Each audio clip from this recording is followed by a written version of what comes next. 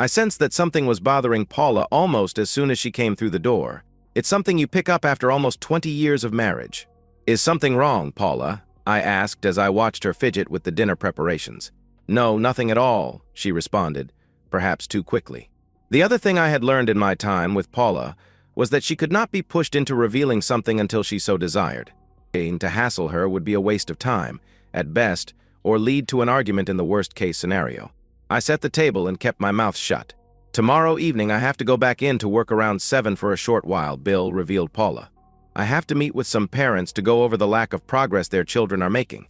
No problem, I replied as I recalled the conversation I had with Tim Brown earlier that same day. Tim was the head maintenance man at the high school where Paula taught. He had been in my body shop getting an estimate on repairing a ding in his fender from an all-too-common interaction with a deer. He had explained how ridiculous he thought it was to evacuate the entire school tomorrow evening while some special hazmat guys removed about 4 inches of asbestos insulation found on a heating pipe in the bus garage. The garage was almost 100 yards from the school building, but the people in power were taking no chances that any problems would come from the removal. Hence, the decision was made to vacate the school, including the nighttime custodial staff. Now, Paula was telling me that she had an appointment at the school that evening. It made no sense. Paula never lied about anything, and especially anything this trivial. Then it occurred to me. It may not be trivial at all. Where was she really going and why? Why did she feel the need to lie? I mulled it over during dinner and well after. I finally came to a decision and turned my attention to enjoying my wife and our 2 teenage daughters the rest of the evening. The next day I asked my newest employee, Steve Milko, into my office and explained what I wanted him to do. Just follow Paula and see where she goes and who she meets, Steve. She hasn't met you yet, so she'll have no reason to suspect you. I know this isn't part of the job description, but it'll be doing me a favor and I'll pay you overtime for the time you actually spend doing this for me, I added. That's a deal clincher, boss, chuckled Steve. I won't have any trouble recognizing your wife from all the pictures you have of her and your kids here in the office. I'll follow her and give you a full report tomorrow morning. I didn't like what I was doing, but I felt I had little choice. Paula was lying to me. I had to know why. In all my years with her, I had never suspected her of not telling the truth. Now those years of trust were being eroded. Well, boss, I did a pretty good job last night, but you won't like what I found out, began Steve as he sat down in the chair in front of my desk. Your wife met some slick-looking dude at the Drop In. They sat at a booth in the back, so we bought a couple of beers and sat in the next one. Just who the hell is we, Steve? I demanded. I assumed that you understood that this was a sensitive matter and that I didn't want the whole town to know about it. Shit, boss. How long have you been married? I can't just get up and walk out the door anytime I want without telling my wife where I'm going and what I'm doing. If I try to lie to her, she'll know it, and then my ass will be in a sling. Once Marcy heard what my orders were, there was no leaving her behind. It worked out good because she hears better than I do, and she's a hell of a lot smarter than I am, although I'll never admit it to her, confessed Steve. Just get on with the story, Steve, I responded curtly. When I sat down, I noticed the guy had some old magazines on the table. I couldn't tell what they were, but I know what was in them, continued Steve. The prick was blackmailing your wife, boss. He told her he'd show the pictures in the magazine to you and your kids, and even send some to your wife's boss if she didn't cooperate. How much money did he ask her for? What were the pictures? How much time did he give her? I asked in rapid succession. What did Paula tell him? Now, boss. Remember that I'm just making my report here. Don't kill the messenger. Okay, replied Steve. He told her that he wanted her to be his mistress and gave her till Monday to make up her mind. Your wife begged him to accept money, but he just laughed at that suggestion. With all due respect, boss, he told her he wanted to sleep with her whenever the mood struck him. There were no options. I had to hold Marcy to keep her from going back and breaking a beer bottle over his coconut. She was hot. I considered what Steve had told me. Blackmail was easily thwarted. All it took was the truth. What truth could be so bad that Paula would even consider such a contemptible proposal? Who was this miserable bastard? I don't suppose you caught the name of this guy? I asked hopefully. Boss, we did get his first name. It was Tom. That was all your wife called him, replied Steve. Well, shit, that rules out Dick and Harry. But there's a shitload of men named Tom in the area, I stated. Can you tell me what he looked like? A slow grin came to Steve's face when he heard my question. I told you that Marcy was a lot smarter than me, boss. Before they broke up their little confab, Marcy had the bright idea of me standing up so she could take my picture with her cell phone. The only thing is she missed my handsome mug and took a picture of the asshole blackmailing your wife. I have it right here, grinned Steve as he pulled a phone from his pocket, punched a couple of buttons and held it in front of me. Here's the dude. The light in the photo wasn't the best, but I recognized the man immediately. It was Thomas Mann, Educator of the Year in 2000, and newly appointed vice principal of the high school where Paula worked. He almost didn't get the post because Paula had complained about what she felt was inappropriate behavior between Mann and a freshman girl last year. He told Paula at the time, in private, that she would regret her actions. Apparently, he was trying to make good on his promise. The questions were many. What was he using to blackmail Paula? Why the old magazines? How would Paula respond to this threat? Would she come to me for help? Could she? Would she submit? I knew the answer to the last question. Over my dead body. It was Thursday morning. I had a few days to consider the situation and try to come up with a good solution. If it came down to it, I'd visit the prick Monday and end any dreams he had of sleeping with my wife or any other woman. It just seemed like a bad idea for me to risk being arrested. Then whatever he was using to blackmail Paula would become public knowledge. How does one thwart a blackmailer? That evening, Paula was quiet and preoccupied. Even our daughters noticed it and asked her if something was wrong. Paula offered some lame excuses about thinking of new ideas for a literature course she was teaching. Somehow, the girls accepted it. That night in bed, Paula was all over me. She gave me everything a man could ever ask from a wife and would have continued, if I had been able. Afterward, she put her head on my shoulder and proclaimed her unending love as she clung to me tightly. This thing had her concerned that she might lose me. I could see that much quite clearly. The next afternoon, just after I got home, there was a knock on the front door. My older daughter, Chris, answered it and called for me. It turned out to be a courier with a package for me, and one for my daughters, Chris and Lisa. By the time I had signed my name, Chris had her package open and was going through the contents. These are old magazine pictures of naked women, and one of them is Mom, shrieked Chris.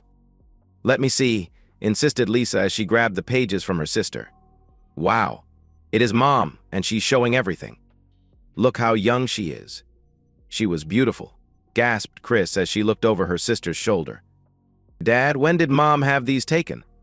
Why didn't she ever show them to us? Why did we get them in some generic package? Your mother will be home soon. You need to ask her those questions. Now let's sit down and calmly look this stuff over and discuss what we think about everything, I suggested. 20 minutes later, Paula came through the front door and sighed. It looked like she had the weight of the world on her shoulders. Then she noticed the three of us sitting on the couch with the pictures spread over the coffee table. Oh no, was all she could manage as the realization of what we were looking at washed over her. Tears began streaking her cheeks. Mom, come over here and look at these pictures we had delivered a little while ago, urged Chris. You never told us about these, and we're all pretty upset about it. I am so sorry, Chris. Those horrid pictures were a huge mistake that I made many years ago. You should never have seen them, cried a very distraught Paula. Mom, you're so beautiful. We're upset that you never told us about them and never showed them to us. We want to make copies and put them on our wall. I can't wait to show my friends how hot my mom was, exclaimed Chris. Yeah, Mom? Dad says that you are even more beautiful in real life than in these pictures. Why didn't you tell us about them, Mom? You are so cool, giggled Lisa as she ran to her mother and hugged her. Paula was obviously stunned for the second time in as many minutes. Her tears had slowed as her daughters showered her with love and compliments. She turned her attention to me. Darling, you're still beautiful, I told her as I stood and walked to her. In fact, you look even hotter today than you did all those years ago, and that's saying a lot. I took her in my arms and hugged her to me. She buried her face in my chest and sobbed for a short while, and then looked up at me. You don't hate me, Bill, whispered Paula. You still love me. More than ever, sweetheart. I laughed as I kissed her hard. Now that we have all that mushy stuff out of the way, Mom, come over here and tell us all about these photos, insisted Chris. We're dying to hear the story behind these pictures in these magazines. Were you a model or something? My father died when I was a freshman in college. Remember I told you about that, girls? I told you that I worked my way through my first 3 years of college, because my mother wasn't left with very much money. Well, I posed for photographers that sent pictures into these magazines and for those calendars men like to look at. They weren't exactly respectable family magazines, but they weren't the really bad ones either, Paula quickly added. Posing for these pictures and working weekends as a waitress was pretty much how I got through college. At the end of my junior year, an uncle I had never met died and left me over $10,000. I was able to quit posing for those pictures. I kept my job as a waitress and graduated the next year, concluded Paula. Why didn't you ever tell us about that? Why didn't you show us the pictures, Mom? Asked Chris. You look amazing. I hope I have a figure like yours in a couple of years. I think that's obvious, Chris. I'm not proud of what I did. I feel like I betrayed you kids, as well as your father, even though I didn't know your dad at the time, and you two certainly hadn't yet been born, explained Paula. I was determined to get a degree and a decent job no matter what it took. I compromised my future by being so determined to have one. I have been living in fear that your father would someday find out the truth and leave me. I wouldn't blame him if he did. You don't seem to know very much about Dad, laughed Lisa. He couldn't stop looking at these pictures and telling us how incredible you were and are. He said we should be very proud to have such a beautiful, smart mom. He said that. Did he? Marveled Paula. All these years I have been worried about him finding out, and it turns out that it turns him on. Mom, squealed both girls in unison. We're just little girls, Mom, laughed Chris. Save that stuff for the bedroom, please. Sorry, girls. Bill will come with me and help me get this zipper down on my dress, asked Paula as she took my hand and headed for the bedroom. Don't forget about our dinner, you two lovebirds, called Chris, obviously not fooled by the zipper excuse. The next day was Saturday. I called Steve's wife, Marcy, and asked her if she would be willing to accompany me to a meeting with the school superintendent, Mrs. Gwen Wilder. When I explained what I had in mind, she jumped at the opportunity. Then I called Miss Wilder at her home and made an appointment for that afternoon, explaining that it was extremely important. The three of us were sitting around a large desk in the Wilder den. I pulled out a package and placed it on the desk. I want you to see these pictures and then listen to a little drama that Marcy overheard Mrs. Wilder, I began.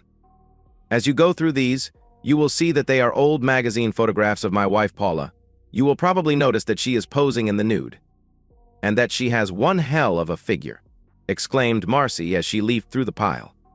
I'd really like to meet your wife. She is absolutely stunning. It seems odd that you would bring these to my attention, Bill. Paula has enjoyed a very good reputation in our school. Her work has been excellent, and she is tenured. Why even risk that by showing these risk pictures to me, quizzed Gwen Wilder.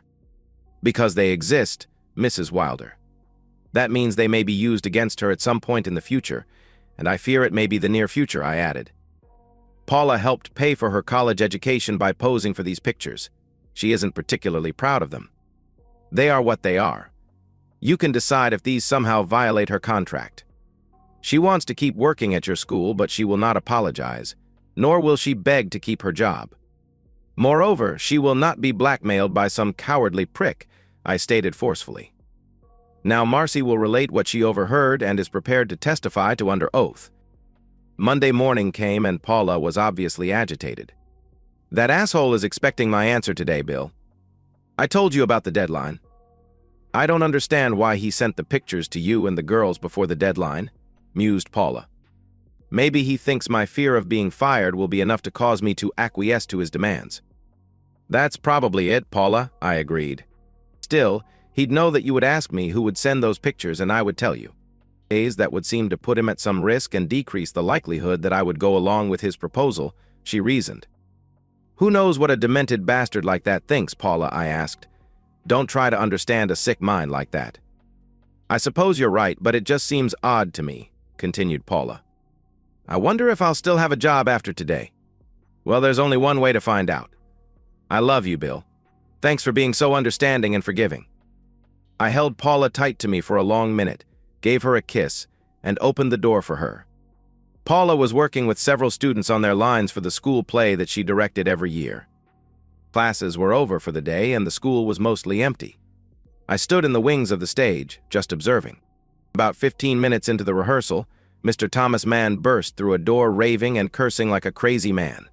His ire was directed at Paula. You miserable bitch. I've been fired because of you. I have a good mind to beat some goddamn respect into you. You're just a fucking whore, he screamed as he approached Paula with his fist clenched. Unfortunately for him, I was prepared for something like this and stepped in front of Paula before he could reach her. From the corner of my eye, I saw that the school kids were backpedaling in horror. That worked fine for my purposes. The man's surprise was total. I proceeded to stretch the crazy bastard out right on the floor. Then Mrs. Wilder rushed onto the stage with the school security and stopped abruptly, looking at man's supine form and then at me. She simply nodded her head. Then she told her security man to call 911 and ask for police and an ambulance. After man was wheeled out on a gurney, cursing like an old sailor, Paula drew me to the side. "Don't treat me like an idiot, Bill," she began. "Too many things don't add up in this mess. You seem to know what to expect before it happens, and nothing surprises you. You were here because you thought Tom might come looking for me. When he met me that night to show me the pictures in order to try to blackmail me, he only had 2 magazines with 4 pictures in total. He didn't know about the other pictures of me that were in circulation. You and the girls received every magazine and calendar I was ever in. Tom didn't have them all. I'm pretty certain of that. The super just told me that the testimony of some woman named Marcy Milko would be proof that Tom was trying to blackmail me for sex. The only Milko I ever even heard of is some guy that you recently hired, and that I never met. The only time that Tom and I met over this was at the Dewdrop. Now I remember a strange acting couple in the next booth that night. What are you keeping from me, Bill?" demanded Paula. I had been hoping Paula would never connect the dots. She was too smart to fool. I had no choice but to throw myself at her mercy. "Paula, you aren't the only one who has lived with a secret for all these years. Please listen and try to understand.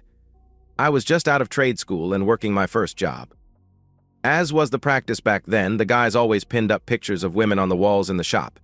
They put them in their toolboxes and almost everything else they could fit them on. You were one of those pinups. I couldn't stop looking at you. I started buying all those different educational periodicals, looking for more pictures of you and reading whatever I could about you. In one of them, I discovered you were a student at a big state school in the East. Sad as it sounds, I started driving down to Penn State on weekends, hoping that was the state school and that I'd see you in person. There was no real reason to even think that was the school you were in, or even if you really went to college, I admitted. I had these ideas that I'd find you and that you'd be naked in my arms within an hour. Incredibly, I did find you after a football game. Remember? It was your senior year and you had stopped modeling or whatever you call it. You also remember that it took me 2 years to get you naked in my arms. I was head over heels in love with you long before that. I knew the school was closed the night you said you had to go back in, but actually met with man. I had my new guy at work follow you, and luckily he took his wife, Marcy. They heard everything and told me. I had those pictures sent to the girls and me so you could end your fear and tell man to go to hell. Those pictures were from my private stash. I took Marcy to the super's house Saturday and told her the whole story. I knew if man tried to show her those pictures, it would be the final proof that he was a blackmailing shit and she would terminate him. I worried that he might try to take it out on you, so I hung close to keep an eye on you, I explained. Why didn't you ever tell me that you knew about those pictures when we met? Or at least at some point over the years, Bill asked Paula. I was afraid you would think I was a creep or a stalker, and I guess technically I was.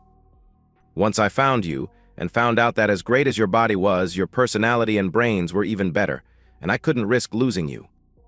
I've been afraid that someday you'd find out that I had spent 8 months looking for you at Penn State and think I was a weirdo, I confessed.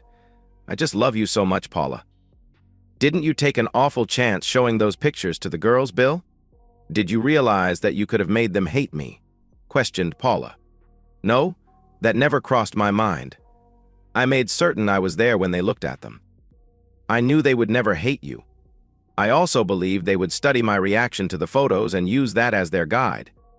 Your girls could never hate you, and it's beyond my ability, or anyone else's, to make that happen. Their reaction was what you saw. They have a hot mother and I have a cool wife. I'm going to enjoy listening to you tell the girls the rest of the story tonight, Bill, stated Paula matter-of-factly. They know my secret, and now you'll tell them yours, so you won't live in fear any longer. They'll know that if I hadn't posed for those photos, we never would have met. I just hope you don't creep them out. And that's the end of today's story. If you enjoyed it, please give this video a thumbs up and drop a comment below. Your support helps the algorithm push my content further.